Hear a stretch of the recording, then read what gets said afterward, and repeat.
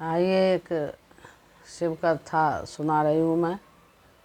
आप लोग इसे सुनिए और फुल बात सुनिए। अब फुल बात सुनेंगे तभी आनंद मिलेगा।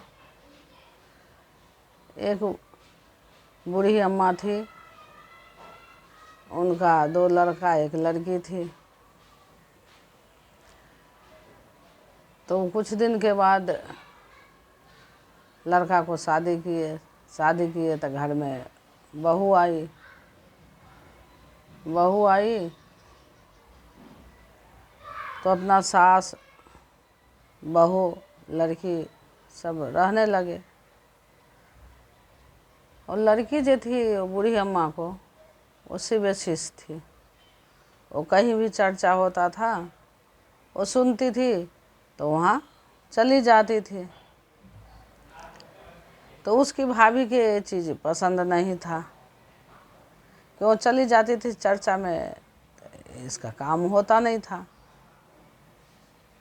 तो उसके भाभी की नहीं पसंद थी। रात में अपने घर वाला से शिकायत लगाती थी, जे आपकी बहन तो चर्चा के बहाना से पता नहीं कहाँ कहाँ जाती है। जो कहीं लड़का देख के शादी कर दीजिए, नहीं तो नाक कान कटवा देगी। भाई बहुत प्यार करता था बहन से, कहता था नहीं ऐसे मेरी बहन नहीं है, जाती है वो सिर्फ चर्चा में जाती है, ऐसी बात क्यों बोलते हो। लेकिन डेली का उसका काम था अपने पति को कान भरना।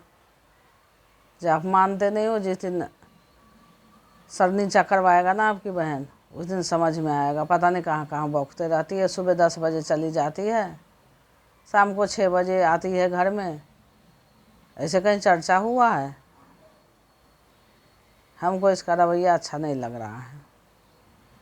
तो कोई भी इंसान को बार बार कोई चीज़ कहोगे तो दिमाग में आएगा। तो उसका भाई कहा ठीक है, जब कह रही है तो देखेंगे कहीं लड़का, कर देंगे शादी। अब बेचारी माँ बेबस थी, माँ क्या कहती।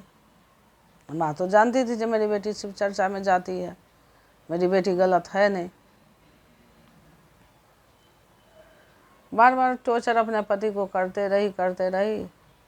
तो भाई कहा जे बार बार कहती है, कहीं देख के हम अपना बहन के शादी कर ही दे रहे हैं। बहन से पूछा जो बहन हम लड़का ला रहे हैं ढूंढ के, अब तू शादी कर ले, अपना घर जा, अपना घर में गुजर बसर करना, परिवार तेरा वहीं रहेगा।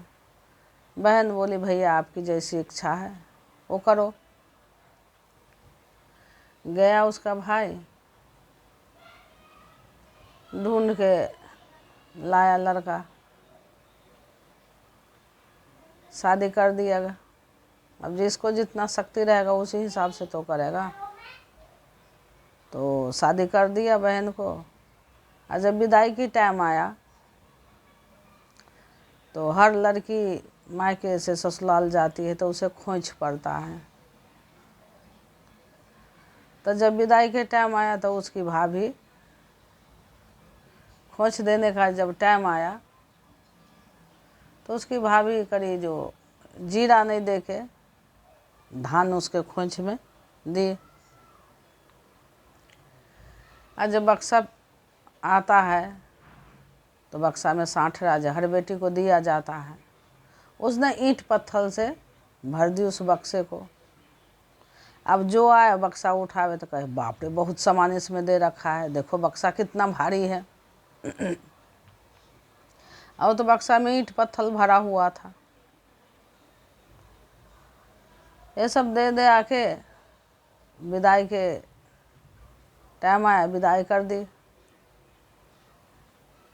विदाई कर दी तो लड़की रो रही है और कह रही है। आइए गाना के बोल से सुनिए आप लोग।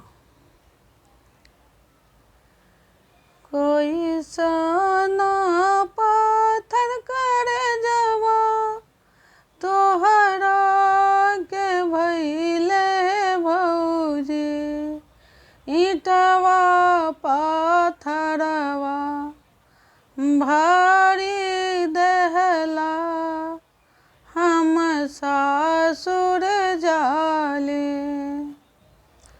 कोई सन पाथरवा करे जो भइलो हे भौजी खोइछवा में धाना भारी दिहला तू कैल विदाई खोइछवा में धान भौजी घर सार दहिया हे भौजी कैसन पाथरवा तोरा काल जवा तू विदा कैलो। एक गा रही है बेचारी, रो रही है और सखी सहेली से मिल रही, डोली पर बैठ रही है। कुछ दूर जब गई तो वहाँ पर एक शिव मंदिर मिला तो कहार से कही जे भैया थोड़ी देर यहाँ पर डोली बिलमा दो, हम थोड़ा शिव मंदिर में दर्शन कर लूँ तब चलना। कहार कहा जे ठीक है, कह रहे तो थोड़ा डोली बिलमा दो। कहार उस शिव मंदिर के पास डोली को रख दिया, उसमें से निकली, निकल के मंदिर में गई, हाथ जोड़ के शिव गुरु से कह रही है जो इतना आपको पूजा पाठ कर रहे थे, हमारी भाभी हमको ये धान खोंच में दी है जो पूरे बदन चुभ रहा है, बक्सा में ईंट पत्थर भर दी है, अब मुझे विदा कर रही है। आज मेरी माँ रहती, मेरे पिताजी रहते तो ये हाल तो नहीं होता। अब करना वहाँ कह रही है सुबह शाम पूजले शिव गुरु चर्चा में जाता रहनी। सुबह शाम माला जपनी चर्चा में जाता रहनी। सुबह शाम रौरे सदाया मंगनी, अब हम सासुर जानी। भौजी के पाथा राकाल जवा खोइछा में धाना दहली। भौजी के पाथा राकाल जवा ईट पत्थर रखली। इतना बात करुणा सुन के शिव गुरु निकले मंदिर में से, आ कहे जो मेरे शिष्या क्यों इतना करुणा कर रही है, जाओ तुम जहाँ जा रहे हो तथास्तु सब कुछ भरा रहेगा। ये कह के शिव गुरु लापता हो गए। फिर वो प्रणाम करके डोली में बैठी, डोली में बैठ के जा रही है अपने ससुराल। वहाँ आए लोग उतारने के लिए, तो कह रही थी जो पहले तो हमको बदन में धान चुभ रहा था, अब तो धान चुभ नहीं रहा है। तो खोंच को खोल के देख रही है तो गम गम गम गम कर रहा, उसके खोंच जीरा हो गया।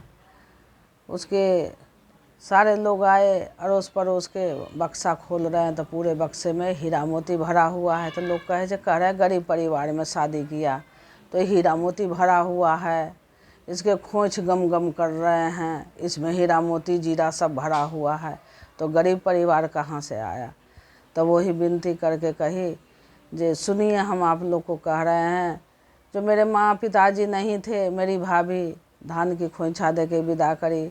हम चर्चा में जा रहे थे, कह रही थी जो कहीं और जा रही है, तो हम अपना गुरु से अर्जी किए जो हमारी भाभी इस तरह से हमें विदा कर रही है, अब हम जा रहे हैं तो समाज के लोग तो हमें हंसेंगे ही, कितना कुछ हो जाता है।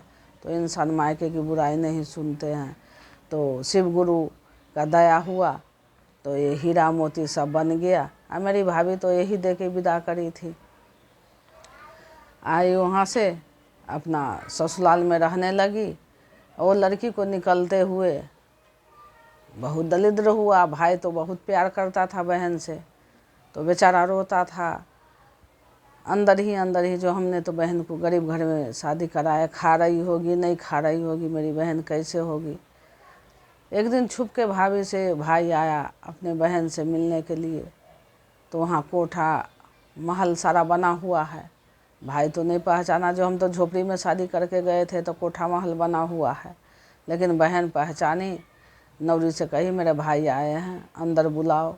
भाई को बुलाया, प्रणाम करी, खाना पीना खिलाई, सब कुछ करी। तो भाई पूछने लगा तुमको तो मैं झोपड़ी में बहन शादी कर गए थे, ये कोठा महल कैसे हुआ। तो बताई भैया ये सब गुरु जी के दया है, जो हमारा कोठा महल हुआ उन्हीं का दया है।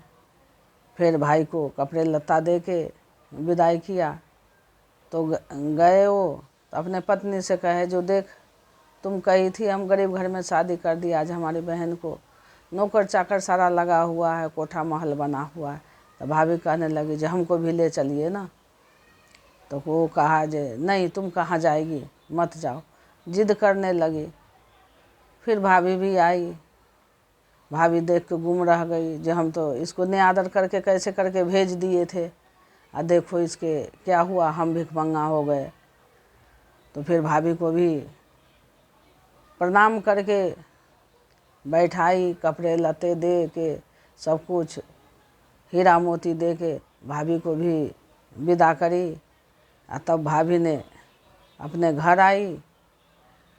वो अपने घर रही, जहाँ शादी किया वहाँ किया। तो भाई किसी पर बेदेखे हुए बेकहे हुए किसी पर कलंक नहीं देना चाहिए। ननद हो, भाभी हो, बेटा हो, कोई भी हो। ये कथा के माध्यम से सुनिए। हर हर महादेव की जय।